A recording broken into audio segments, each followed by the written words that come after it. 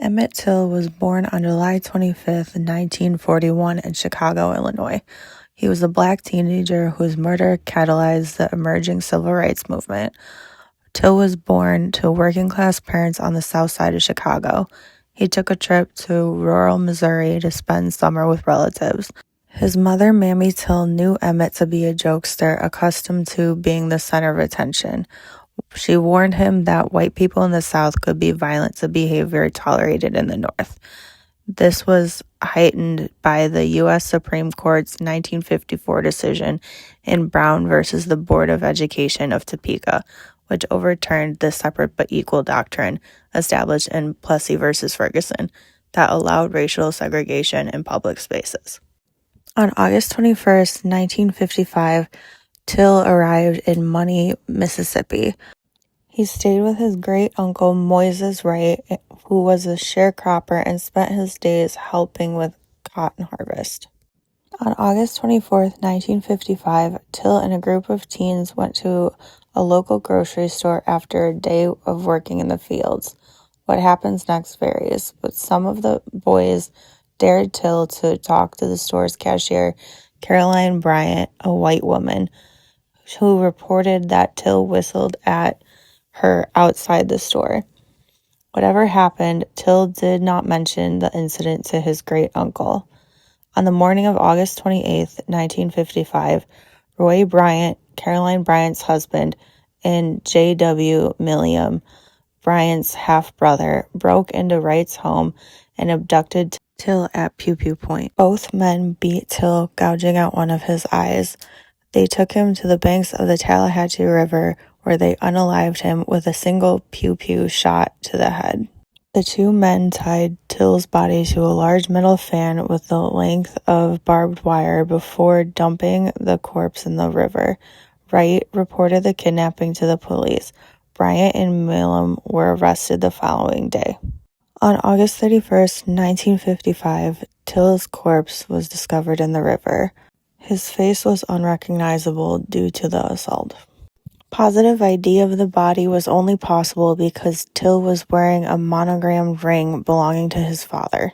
September 2nd, less than 2 weeks after Till traveled to the South, the train bearing his remains arrived in Chicago.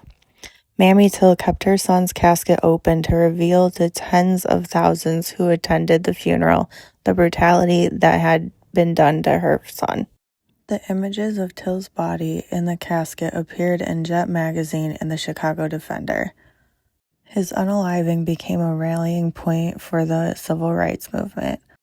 After 4 days of testimony and a little more than an hour of deliberation, an all-white, all-male jury at the time, black people and women were not allowed to serve as jurors in Mississippi, acquitted Bryant and Milam of all charges, and protected him from further prosecution by double jeopardy statutes.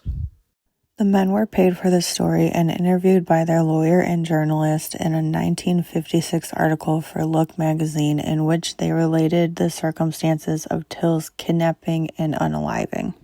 Mammy Till, later Mammy Till Mobley, after she remarried in 1957, would dedicate the rest of her life to civil rights and trying to get justice for her son.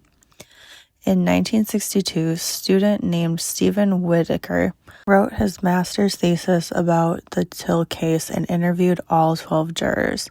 Whitaker was from Sumner, Mississippi, and knew many people involved in the trial. He interviewed the defense, prosecutors, everyone. After talking to jurors, 3 of them voted guilty as their first vote, which wasn't previously known information.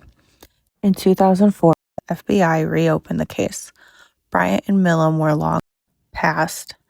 Agents sought to obtain account of Till's final hours. 3-year investigation that involved a final autopsy of Till's body did not lead to the filing of criminal charges. It did uncover a final confession by Milam's brother Leslie that admitted his involvement in kidnapping and unaliving. After the exhumation, Tim's body was reburied in a new casket.